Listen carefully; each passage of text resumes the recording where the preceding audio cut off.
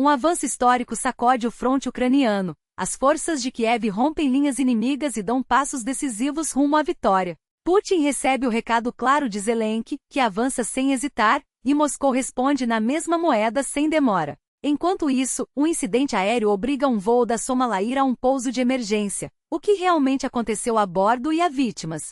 A guerra agora invade as ruas das cidades, com o país mergulhado em estado de exceção prolongado. Mas o que desencadeou essa medida drástica? Em um depoimento bombástico no parlamento, o primeiro-ministro britânico enfrenta um verdadeiro tribunal público.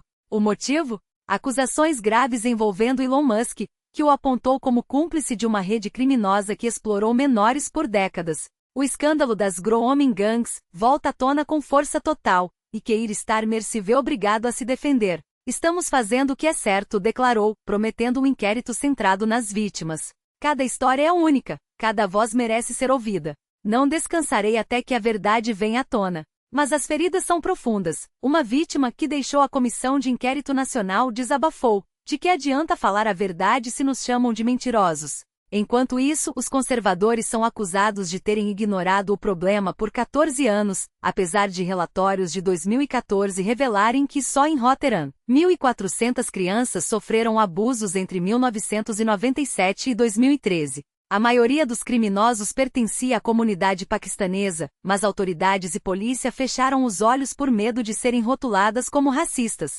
No Peru, a violência explode nas ruas. O presidente interino decreta estado de emergência por 30 dias em Lima e na província vizinha de Callao, depois de uma onda de criminalidade sem precedentes. A medida autoriza o exército a patrulhar a capital, mas será suficiente para conter o caos? Enquanto isso, a Suécia abre as portas para um acordo de defesa revolucionário com a Ucrânia. O documento, assinado entre Kiev e Estocolmo, pode se tornar o maior pacto militar da história entre os dois países. O primeiro-ministro sueco não escondeu o entusiasmo. O acordo prevê a entrega de até 150 caças Gripen de última geração, além de uma parceria industrial de longo prazo.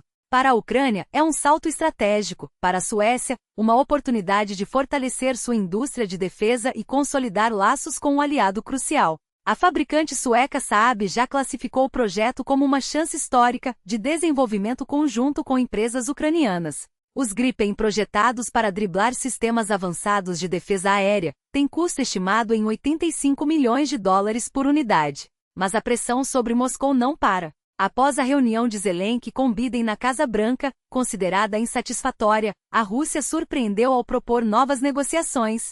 A porta-voz do governo francês foi clara. Foi justamente a perspectiva de envio de armas ocidentais à Ucrânia que empurrou Putin para a mesa de diálogo. O cerco precisa apertar ainda mais, afirmou, até que ele aceite um cessar-fogo imediato na linha de frente. Esse deve ser o ponto de partida para qualquer conversa. A França insiste, só o aumento da pressão internacional fará o Kremlin ceder. Enquanto isso, a OTAN mostra os dentes.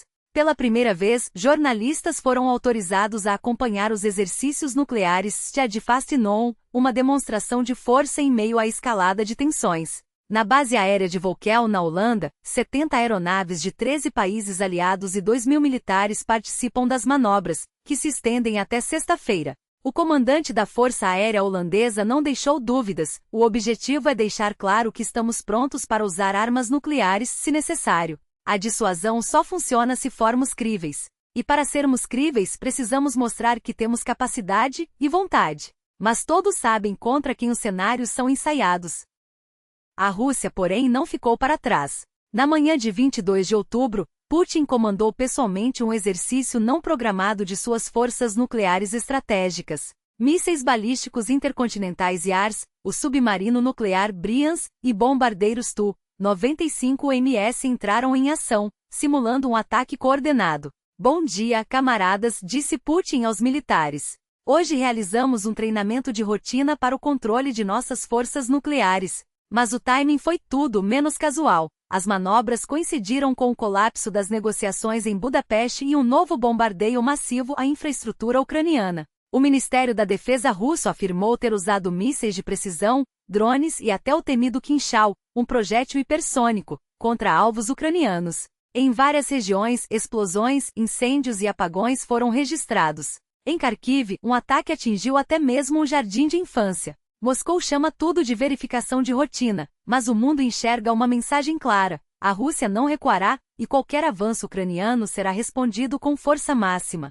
As peças do tabuleiro se movem, e a cada dia a guerra assume novas formas. De acordos históricos a escândalos políticos, de exercícios nucleares a ataques brutais, o mundo assiste a uma escalada sem precedentes. E no centro de tudo, uma pergunta permanece: até onde irá essa espiral de violência? E agora, os sinais se multiplicam nas entrelinhas do caos. Enquanto Moscou insiste em chamar seus movimentos de medidas preventivas, o mundo decifra o código. Reservistas serão mobilizados para proteger infraestruturas críticas, um eufemismo que soa como um prelúdio para algo maior. Afinal, se esses civis com treinamento militar serão destacados para vigiar alvos estratégicos, quem garante que esses alvos não estarão além das fronteiras russas? A linha entre defesa e expansão se dissolve, e o que antes era uma operação limitada agora cheira a preparação para uma escalada sem volta. A Rússia não diz a palavra mobilização, mas o tabuleiro já está sendo montado. E enquanto as engrenagens da guerra giram, o acaso? Ou seria o destino?